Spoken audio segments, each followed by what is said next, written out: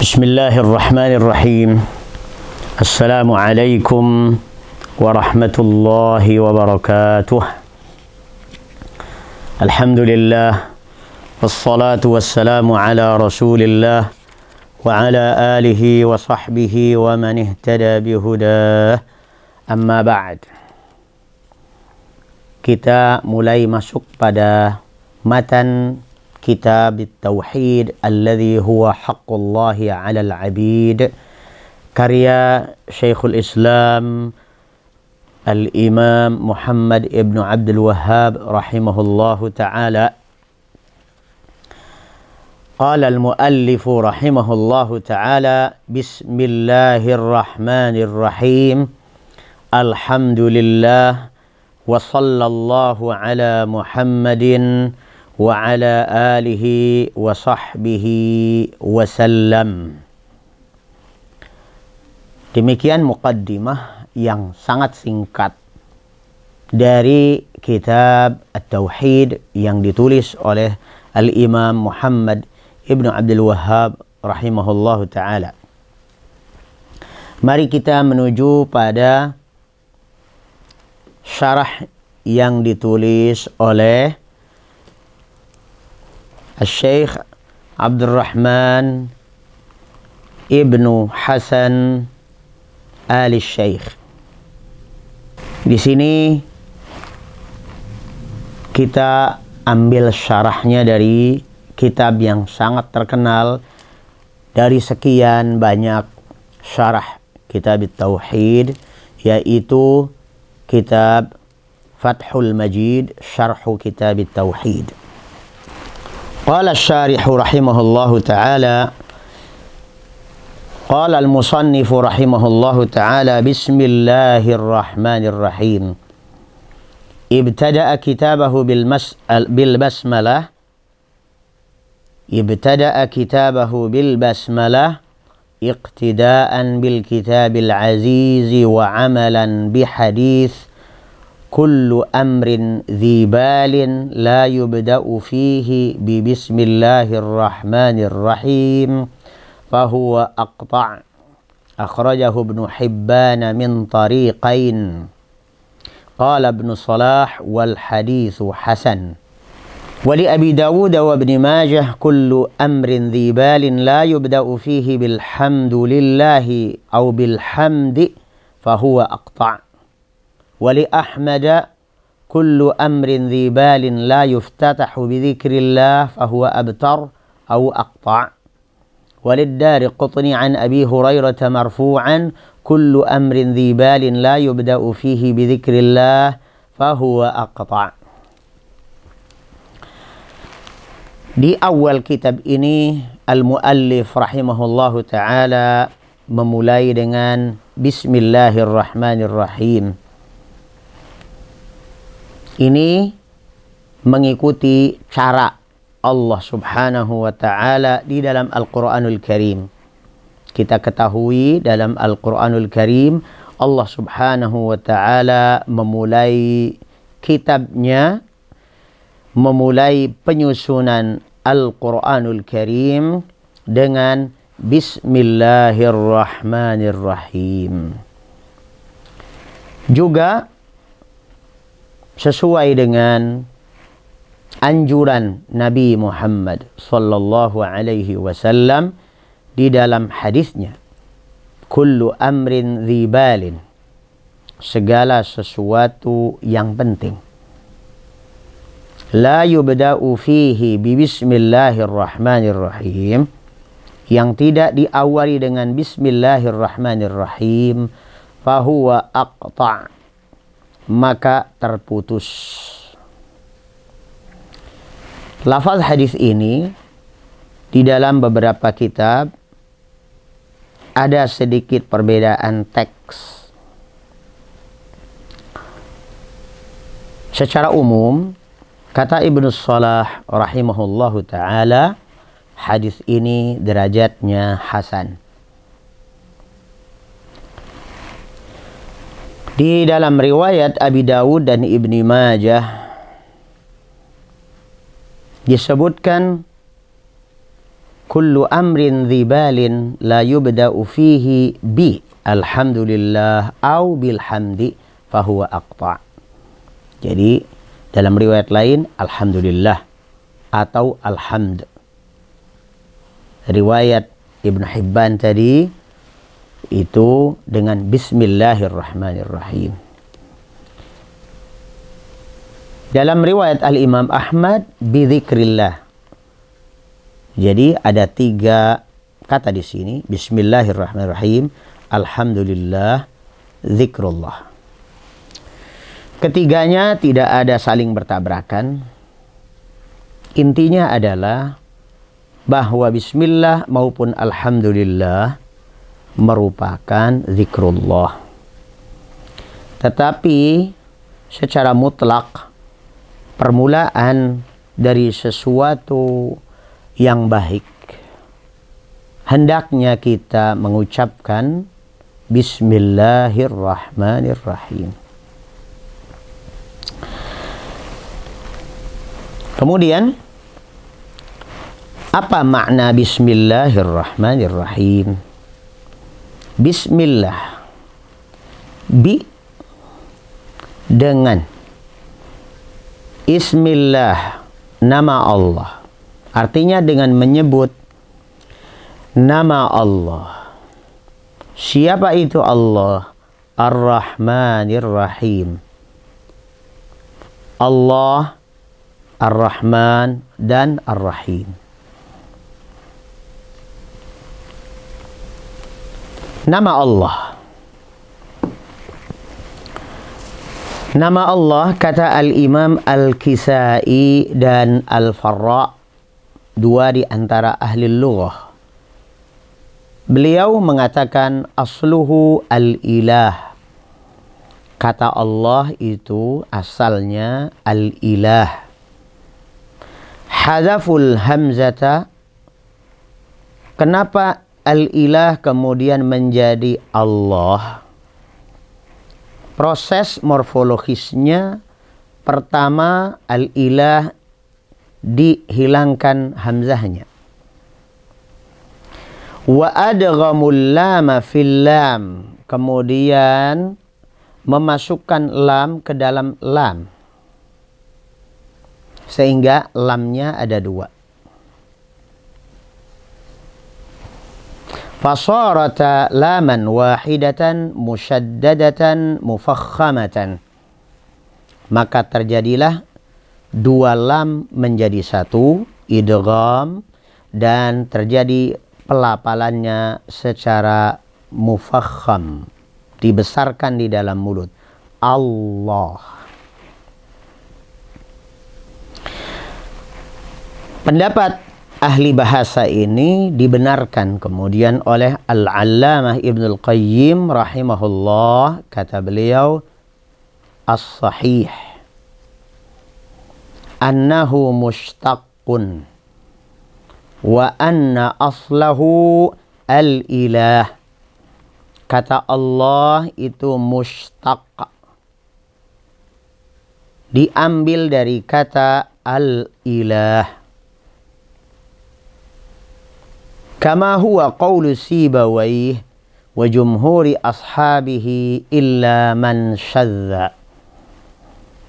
Begitu pula ketika dikonfirmasi kepada imam ahli lughah yang lain bernama Al-Imam Sibawayh, beliau juga menyatakan bahwa kata Allah adalah mushtaq, diambil dari kata al-ilah, kata bentukan. Mushtaq itu kata bentukan yang diambil secara asal dari kata lain, kemudian terjadi proses morfologis dan terbentuklah kata Allah. Demikian tentang kata Allah Subhanahu wa ta'ala. Allah Subhanahu wa ta'ala memiliki nama-nama yang amat indah yang kita kenal dengan istilah Al-Asma'ul Husna. 3 nama di dalam Bismillahirrahmanirrahim disebut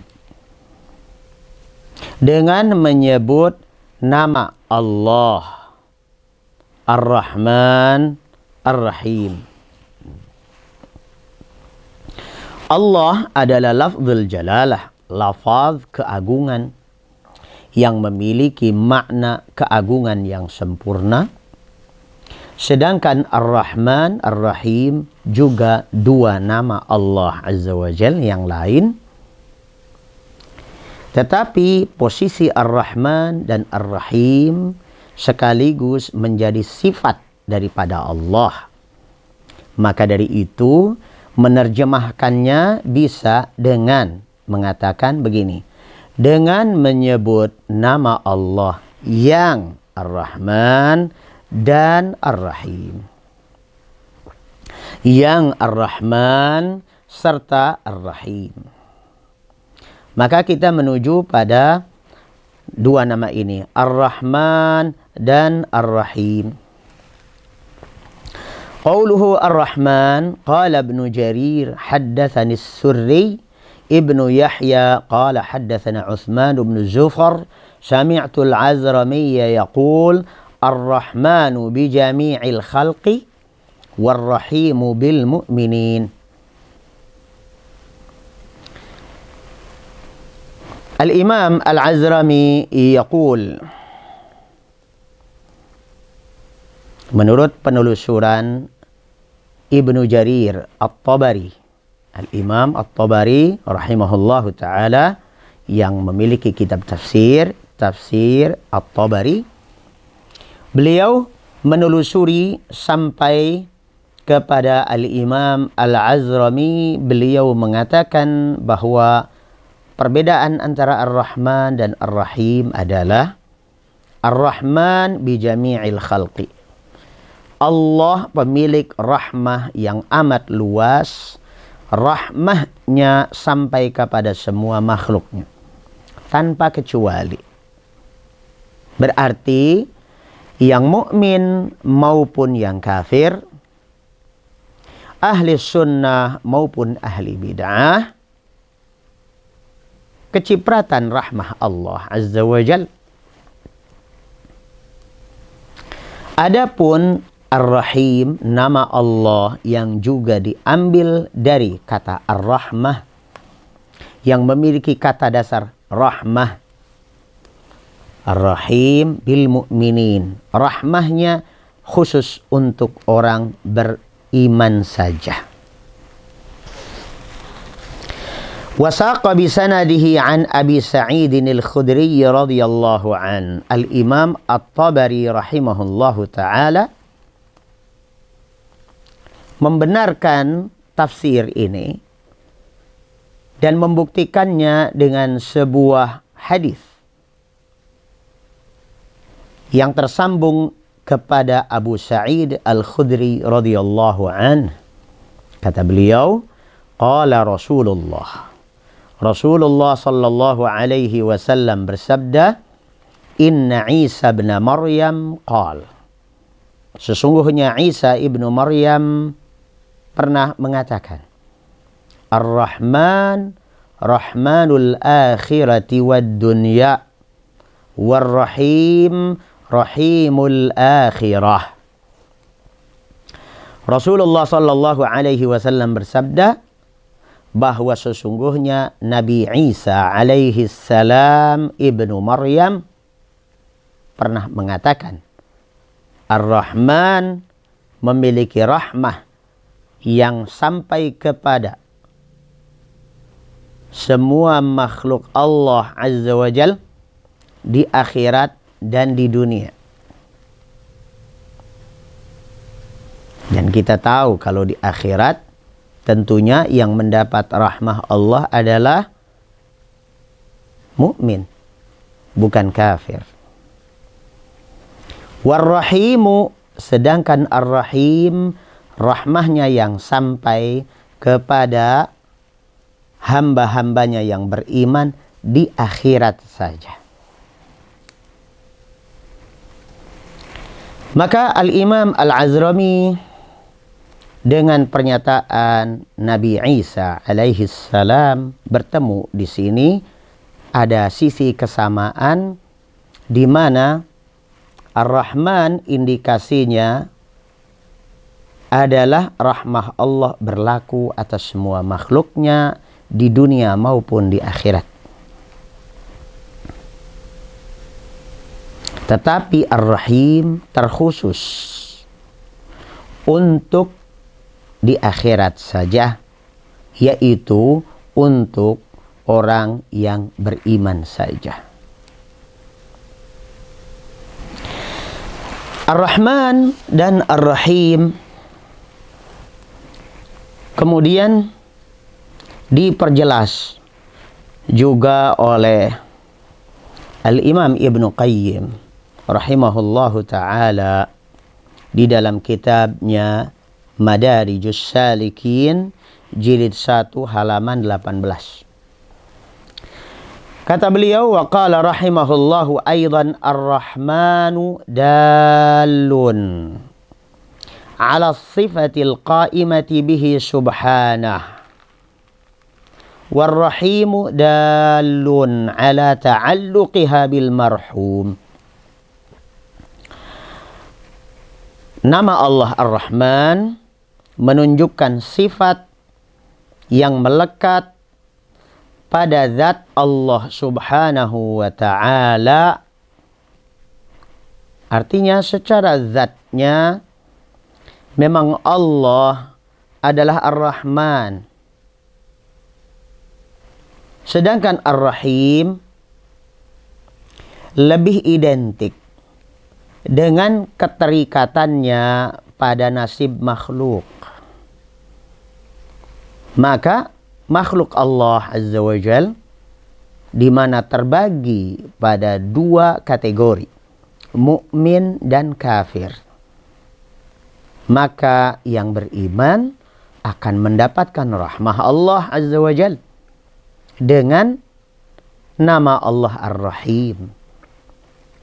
Sedangkan orang kafir tidak mendapatkan Ar-Rahim.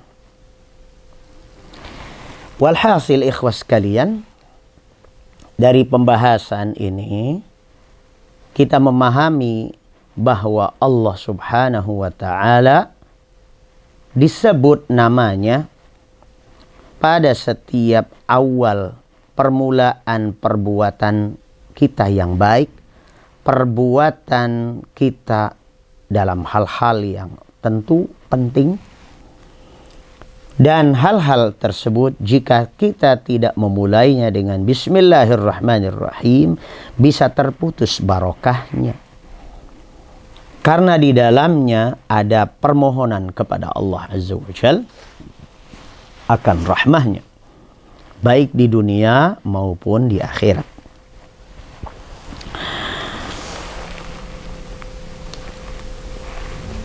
Kemudian lebih lanjut Ibnu Qayyim Al-Jauziyah rahimahullahu ta'ala menjelaskan dengan memberikan dalil. Kata beliau, fata'ammal qawlahu ta'ala wa kana bil mu'minina rahima. Dan Allah sangat rahim, sangat penyayang terhadap orang-orang beriman. Maka ada ta'alluq, ada domainnya. Domain rahmah dalam kata Ar-Rahim adalah al-mu'minin. Kemudian di dalam ayat yang lain, innahu bihim ra'ufur rahim. Sesungguhnya Allah maha ra'fah dan rahmah, maha penyayang, maha pengasih kepada orang-orang beriman. Tidak pernah disebutkan Rahman untuk orang-orang yang beriman. Di sini menunjukkan pemilahan bahwa Rahim itu rahmahnya terkhusus untuk orang-orang yang beriman. Berbeda halnya dengan ayat yang sering kita dengar, Ar-Rahmanu 'alal 'arsy istawa. Ar-Rahman, Allah Azza wa Jalla, bersemayam, berada di atas arsy. Dan ini memimpin dunia seluruhnya dengan seluruh isinya, baik itu mukmin maupun kafir. Semua Allah Azza wa Jalla atur. Pengaturannya dengan rahmahnya. Maka dari itu, kalau kita perhatikan, mengapa orang kafir kok diberi kekayaan ya? Di dunia ini, orang kafir pun dikasih rezeki. Seandainya dunia ini bernilai dalam pandangan Allah Azza wa Jalla, orang kafir tuh nggak akan diberikan setetes air pun. Nggak akan bisa dapat minum setetes pun. Mengapa orang-orang kafir di dunia ini bahkan memiliki aset triliunan? Kekayaan yang melimpah ruah. Ekonominya begitu melejit atau meroket atau melangit. Mengapa? Sementara orang-orang yang beriman banyak yang miskin. Apakah ini sebuah indikator atau kontradiksi dengan hakikat keimanan seorang mukmin? Tidak. Disinilah kuncinya. Kita memahami bahwa Allah Subhanahu wa Ta'ala terhadap makhluknya di dunia, Allah berikan rahmahnya. Tetapi kalau di akhirat, Allah khususkan rahmahnya bagi orang yang beriman saja. Maka dalam hadis lain dinyatakan bahwa Allah Subhanahu wa Ta'ala memiliki 100 rahmah. Satu di antara 100 rahmah itu Allah bagikan kepada seluruh makhluknya di dunia. Tetapi 99 rahmah yang Allah miliki hanya diberikan kepada orang beriman saja nanti di akhirat. Maka jangan bersedih. Mukmin yang miskin jangan bersedih. Ini di dunia kita cuma dapat setetes rahmah Allah Azza wa Jalla, bisa hidup.